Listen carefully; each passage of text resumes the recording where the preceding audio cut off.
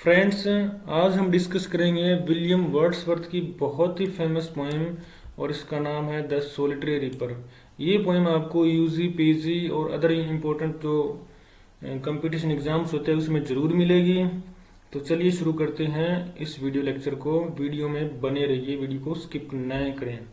The solitary reaper is a lyrical poetry published by the nature poet William Wordsworth in 1807।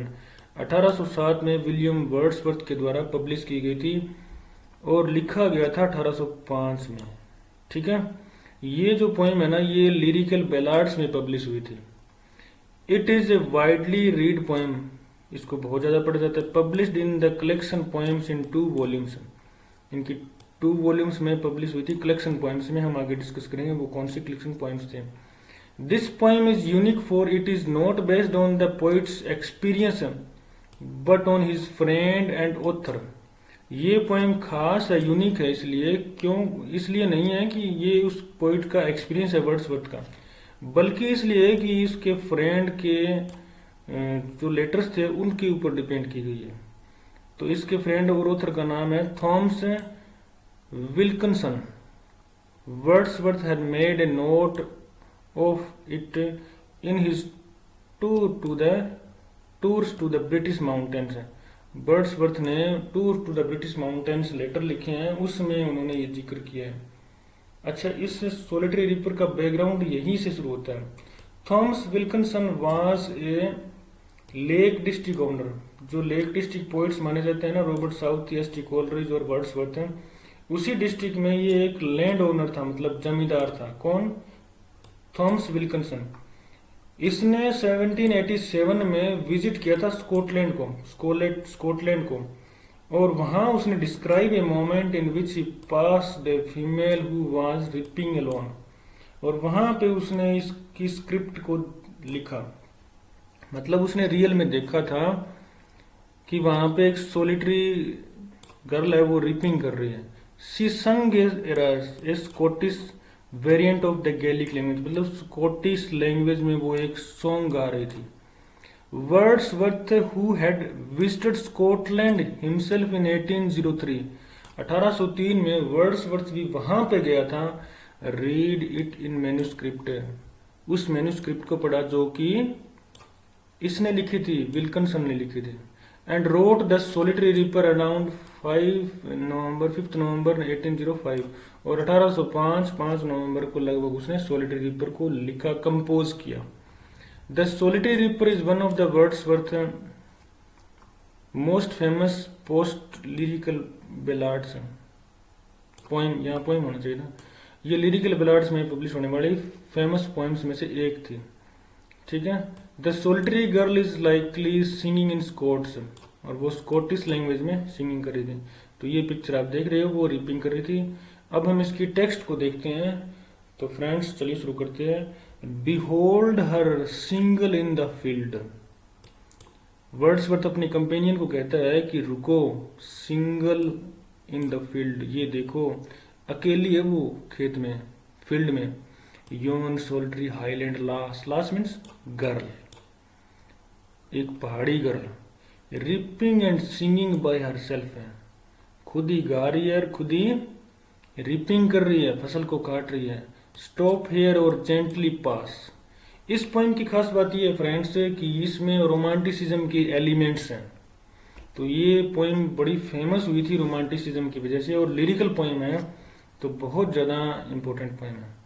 Stop hair और gently पास अपने companion को कहता है कि या तो रुक जाओ या फिर धीरे धीरे यहाँ से पास हो, गुजरो।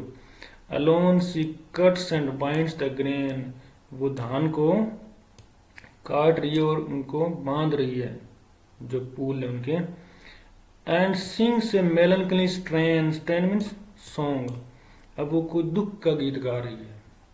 ओ listen for the vale profound means, अब आप देख रहे होंगे ग्रेन एंड स्ट्रेन दोनों की राइमिंग स्कीम एक है, दोनों की साउंड मैच कर रही है। इसी प्रकार से फाउंड एंड साउंड की मैच कर रही है। ओ लिसन, ध्यान से सुनो। For the well means valley, profound is overflowing with the sound, अब जो सोलिटरी रिपर का सॉन्ग है ना, उसकी सॉन्ग से पूरी घाटी लबालब भर गई है, ओवरफ्लोइंग हो रही है। किसकी वजह से? उसका जो मेलनकली स्ट्रेन है उसकी वजह से।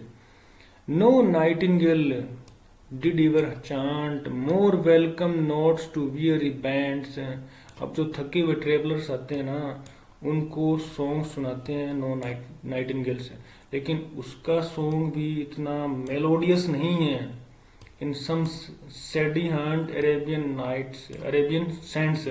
अब अरब के जो डेजर्ट है उनमें जो वीरी बैंड्स होते हैं, जो झुंड होते हैं ट्रेवलर्स के, उनको सुनाए जाने वाले सॉन्ग्स है ना जो नाइटिंगेल के द्वारा, वो भी इतने मेलोडियस नहीं है। A voice so thrilling never was heard in spring time from the cuckoo bird, breaking the silence of seas among the farthest hybrids.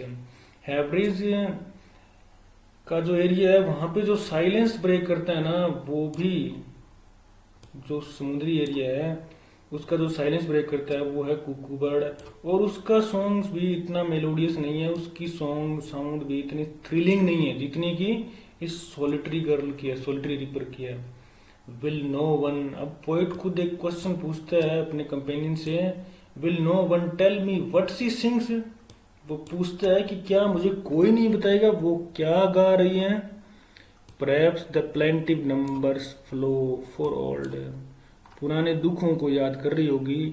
Unhappy far of things, कुछ पुरानी चीजों को, अनहैप्पी ना खुश होने वाले या कुछ दुख के पलों को याद कर रही होगी। एंड बैटल्स लॉन्ग अगो, या फिर पुराने जो युद्ध हुए हैं ओल्ड एंशिएंट टाइम्स में, उनको गा रही होगी। फ्रेंड्स, आपको याद होगा पीबी शेली ने एक पोइम में लिखा है, our sweetest songs are those that tell of saddest thought. हमारे मधुरतम गीत वही होते हैं जो हमारे दुख भरी कहानियां होती हैं। तो यहाँ पर वो ही चीज इंडिकेट हो रही है, वो रोमांटिसिज्म जो पीबी शेली ने शो किया है वही इसने शो कर दिया। तो आगे बढ़ते हैं। और is it some more humble familiar matter of today, या फिर ये आज का जो वर्तमान का कोई मैटर है, कोई इश्यू है, उसको गा रही है अपने ख्यालों में। सम नेचुरल सोरो लॉस और पेन, कोई प्राकृतिक दुख, लॉस और पेन, दैट हैज बीन और मे बी अगेन, जो हो चुका है या फिर होने वाला है, उसके बारे में गा रही है।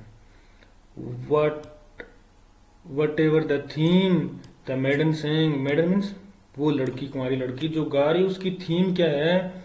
As if her song could have no ending, ऐसा लग रहा है कि उसके सॉन्ग का कभी अंत नहीं होगा। I show her singing at work है। वर्ड्सवर्थ जो पोइट है उसका, वो कहता है कि मैंने उसको देखा कि वो अपने काम में मस्त है और गाए जा रही है। And over the sickle bending means जो उसने पीठ के ऊपर है टोकरी लाद रखी है, या जो बेंडिंग कर रही है वो, उसके बारे में बता रहा है। I listen motionless and still, पहाड़ी पे चढ़ते हुए मैं स्टिल चुपचाप खड़ा हूँ, शांत होके, मोशनलेस होके, और फिर भी मैं उसका म्यूजिक सुन रहा हूँ। And as I mounted up the hill, जैसे ही मैं पहाड़ी के ऊपर चढ़ा, the music in my heart I bore long after it was heard no more, जो म्यूजिक मेरे दिल में पैदा हुआ था, जो म्यूजिक मेरे दिल में था या आया था, long after it was heard no more, और वो उसके बाद मुझे सुनाई नहीं दिया। तो फ्रेंड्स, ये थी सोलिटरी रिपर पोएम। उम्मीद है आपको ये पोएम पसंद आई होगी। ये वीडियो, अगर वीडियो पसंद आई तो वीडियो को लाइक जरूर करें। आज की वीडियो में बस इतना ही। Thanks for watching.